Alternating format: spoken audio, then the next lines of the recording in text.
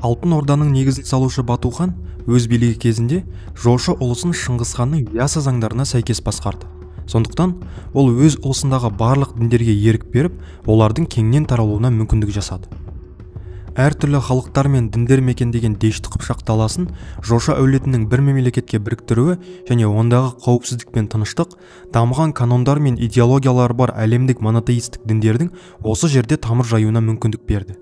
Бату хан өлімінен кейін оның орнына христиан дін ұстанушы Сартақтың келуі ордадағы мұсылмандардың абыржуына себеп болды. Өйткені Сартақтың мұсылмандарға деген өшпенділігі бүкіл ұлысқа белгілі еді. Оның үстіне ол исламды ұстанушы өзінің немере ағасы Беркені «Сен мұсылмансың, ал мен христианмын, сондықтан мен үшін сенің жүзіңді көрудің өзі жеркенішті» деп қабылдамай тастады. Бату ханның кезінде маңызды мемлекеттік лауазымда отырған мұсылмандарды шеттетуге тырысып, үлкен жеңілдіктерге ие болып отырған мұсылман саудагерлерін қудалады. Және осы істердің бәрінде орыс кінәзі Александр Невский мен басқа да христиандарға иек артты. Сартақтың бұл әрекеті ұлыс халқының Берке ханды қолдауына алып келді. Әсіресе бақуатты мұсылман саудагерлері мен Сартақтың тым христианшылдығына наразы ақсүйектердің қолдауына ие болған Берке қысқа уақытта билікке ие болды. Осылайша жошы ұлысының хан тағына Шыңғыс әулетінен шыққан алғашқы мұсылман отырды. Билікке шамамен 1256-1257 жылдары келген Берке жайлы әртүрлі деректер мен аңыздар бар.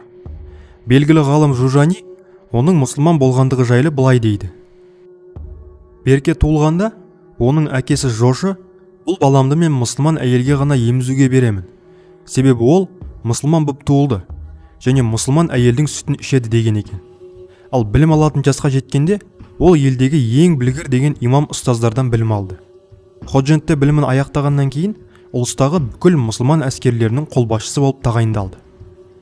Көпшілік ғалымдар Беркенің шамамен 1240 жылдары исламды қабылдағанын айтады. Себебі 1246 жылы бүкіл моғолдық құрылтайға ағасының орнына барған Беркенің өз отауында асты мұсылманша сойғандығы айтылады. Ал 1253 жылы Батудың ордасында болған саяхатшы Гильем де Рубрук Беркенің өз ордасында шошқа етіне тыйым салғандығын жеткізеді. Жалпы мұсылман деректерінің барлығы оның өте діндар болғандығын жеткізеді. Кейіннен Бұхара қаласындағы белгілі сопы Шейх Сайфаддин Бұхарзидің ықпалымен оған мүрит болып, Ханафи мазхабын ұстана бастайды. Оның кезінде мұсылмандар Бату ханның уақытында ие болған бүкіл лауазымды мемлекеттік орындарды сақтап қалды. Осыдан бастап бұл жағдай Алтын Орданың соңғы күндеріне дейін жалғасын тапты. Мемлекет қазынасының негізін құрайтын сауда ісінде де Берке толықтай мұсылман саудагерлеріне еркіндік беріп қойды.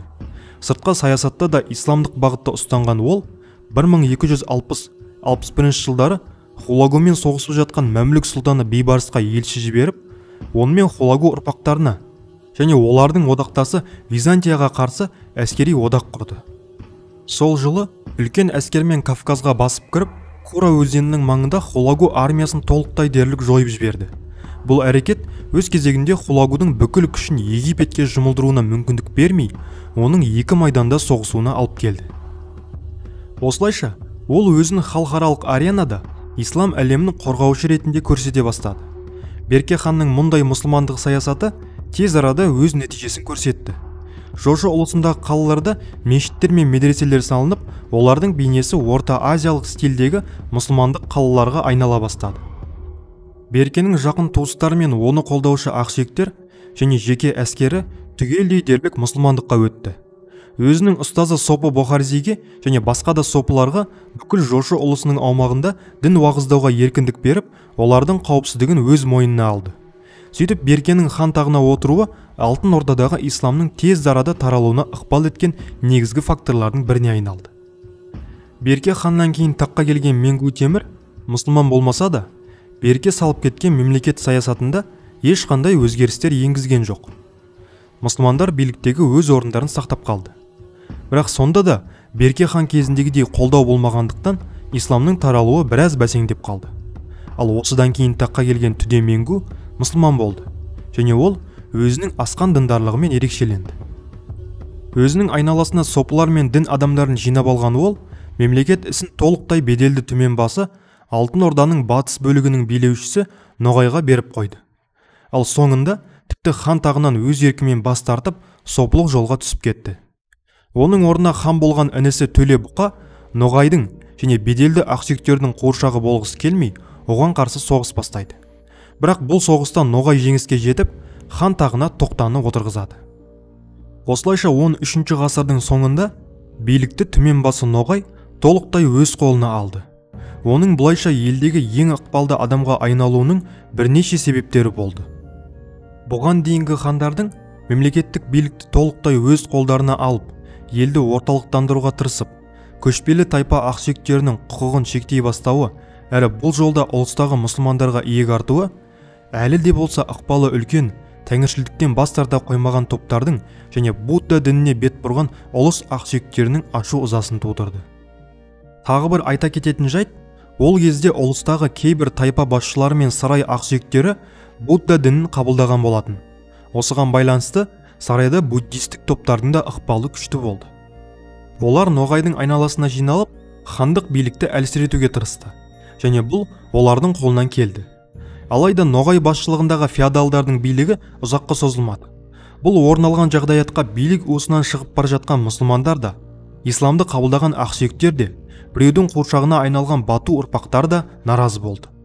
Сөйтіп олардың бәрі Тоқта ханның айналасына жиналып, Ноғайға қарсы ашық күрес бастады. Бұл соғыс 1299-1302 жылдары аралығында болып, нәтижесінде Тоқта толықтай жеңіп шықты. Тоқта ханның дініне келсек, ол алғашында тәңіршілікті ұстанғанымен хандық құрғанға дейін исламға өткені анық. 1293 жылы соғылған тиында оның аты Насир ад-Дин деп беріледі. Тоқта хан өз билігі кезінде әлсіреп қалған хандық билікті күшейтіп, Алтын Орданы әртүрлі ұлыстарға бөлініп кетуден сақтап қалды. Осылайша ол өзінен кейін билікке келетін өзбек ханға мықты іргетас құрып береді. Жалпы мұсылмандықты ашық қолдаған Беркеден кейін келген бұл хандар исламды ашық түрде қолдамағанымен оның таралуына барынша жағдай жасап берді. Ел билеуде олар әрқашан мұсылмандарға иек артты. Сыртқы саясатта да әрқашан мәмлүктік Египетпен достық қарым-қатынаста болып, өзін исламды қорғаушы ретінде танытты. Сондықтан бұлар сол кездегі мұсылман авторларының ешқайсысы жошы ұлысын кәпір мемлекетіне жатқызбаған. Жалпы ислам діні Алтын Орда аумағында алғашқы кездері тек Хорезм мен Бұлғарияда және Сырдың төменгі ағысында толықтай үстемдік еткенімен, қалған көшпелілер жайлаған далалы аймақтарда тәңіршілдік пен шаманизм ықпалы, ал Қара теңіз жағалауларында христиандықтың ықпалы басымырақ болды. Тәңіршілдік сол кездегі түркі моғолдардың дәстүрлі діндері еді, және бұл дін сол кезеңде Дешті Қыпшақ даласында үстемдік құрған негізгі діндердің бірі болды. Айналасында дамыған қалалық мәдениеті бар мұсылмандық және христиандық мемлекеттер болғанымен, Қыпшақ тайпалары олардың ықпалына түсе қоймады.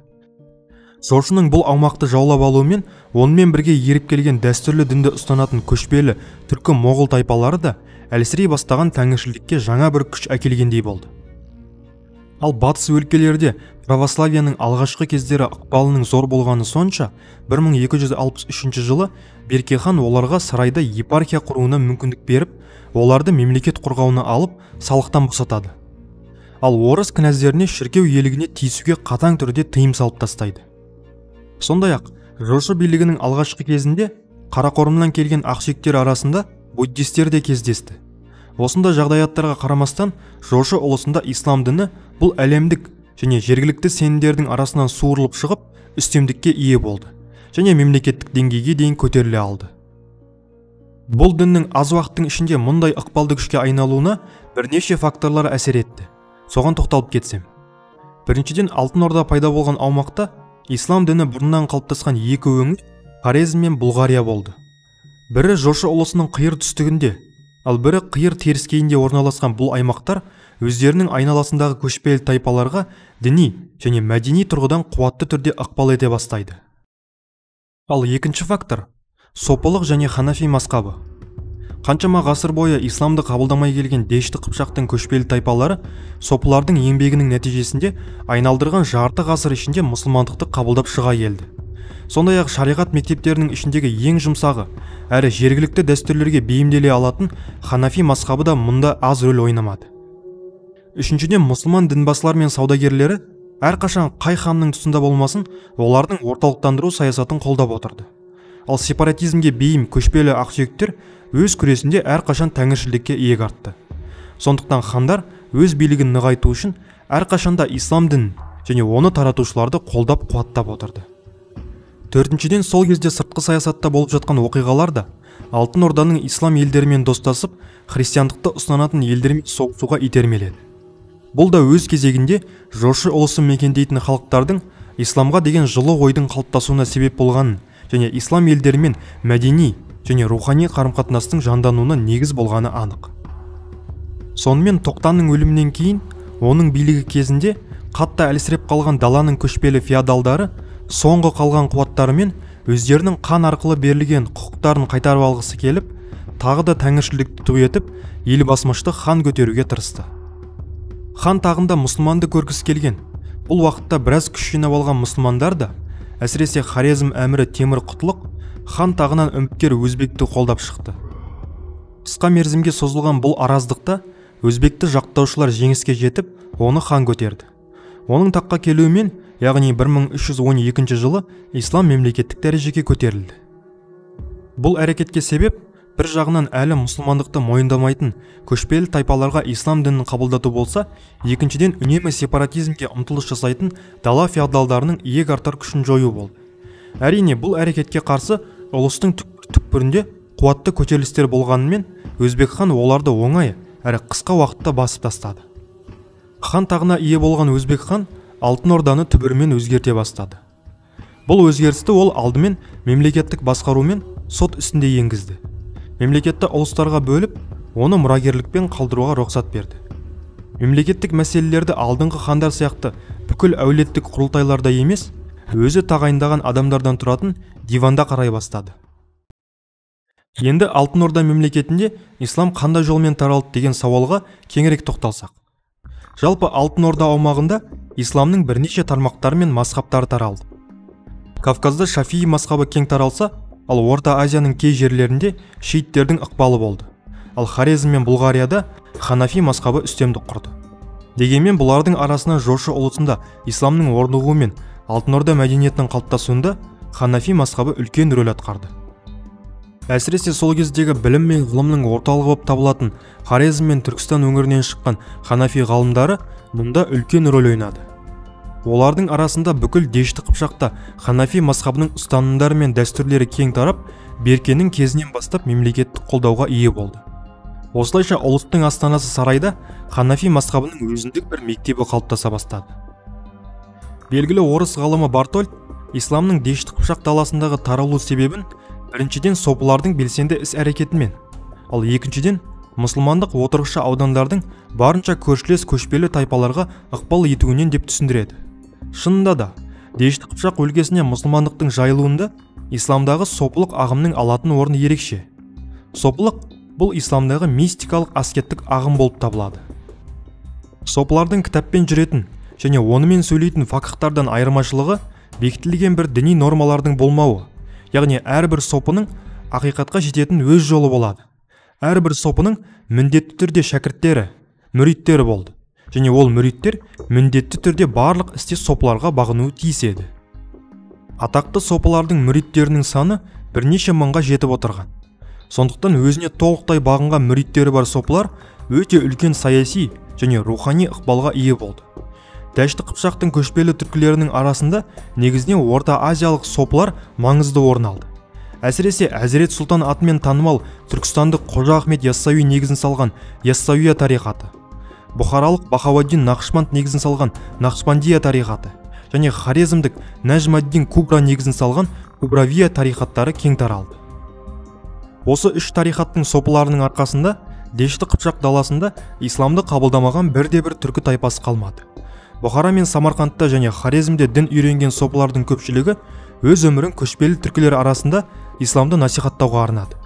Әсіресе сопылардың дүниені тәрк етіп өмір сүруі көшпелілерге қатты әсер етті. Көптеген тарихи деректерде және өзіміздің халық ауыз әдебиетімізде бір ғана сопының бүтіндей бір руды исламға кіргізгендігі жайлы мәліметтер көптеп кездеседі. Мұндай ақпараттар мұсылман жазба деректерінен де табылады. Мысалы, Түркмения жерінен шыққан Яссауия тарихатының өкілі Хусейнбек атты сопы башқұрт тайпаларының толықтай исламды қабылдауына себепші болған. Бұл сопының беделінің жоғары болғаны сонша, оның өлімінен кейін Әз Жәнібек ханның өзі оған арнап қазіргі Уфаның маңынан үлкен кесене салады. Мұндай әулиелер жерленген кесенелер көп ұзамай көшпенділер арасында исламның таралуының орталықтарына айналды. Сопылар қарапайым халықпен қатар Алтын Орданың хандарына да үлкен ықпал етіп отырды. Берке ханның Сайф-ад-Дин Бұхарзиге мүрит болуы, Өзбек ханның барлық істерде өзінің ұстазы Сейд атаның кеңестеріне құлақ тұруы көп нәрсені аңғартса керек. Өзбек хан дәл осы Сейд атаның бастауымен ислам дінін қабылдайды. Сейд ата атақты Ахмет Яссауидің ұстазы Баба Арслан Зеңгі атаның тікелей ұрпағы болып табылады. Өзбек ханның билігі тұсында Сейд ата жошы ұлысында ханнан кейінгі екінші адам болған және мемлекеттің саяси өмірінде маңызды рөл атқарған. Сөйтіп сопылық біртіндеп ұлы даладағы көшпенділердің бір бөлшегіне айнала бастады. Жалпы сопылық дүниетанымның бір ерекшелігі діндегі негізгі сенімдерге қайшы келмейтін жергілікті дәстүрлерді трансформациялау алуында еді. Осының нәтижесінде бұрын әртүрлі тау-тастан, ағаштардан және тағы да басқа нәрселерден көмек сұрайтын халық енді исламды таратқан әулиелерден барып көмек сұрайтын болды. Ал шамандар болса, енді өз ритуалдарында Құран аяттарын оқу арқылы әруақтарын шақырып, адамдарды емдей бастайды. Осылайша ислам діні тәңіршілдіктің қалдықтарын ақырындап болса да ығыстырып, аяғынан нық тұра бастады. 14 ғасырдың ортасынан бастап, ислам діні Алтын Орда халықтары үшін жаңадан келген дін түсінігін жоғалтып, мәдениеті мен тұрмысының бір бөлшегіне айналды.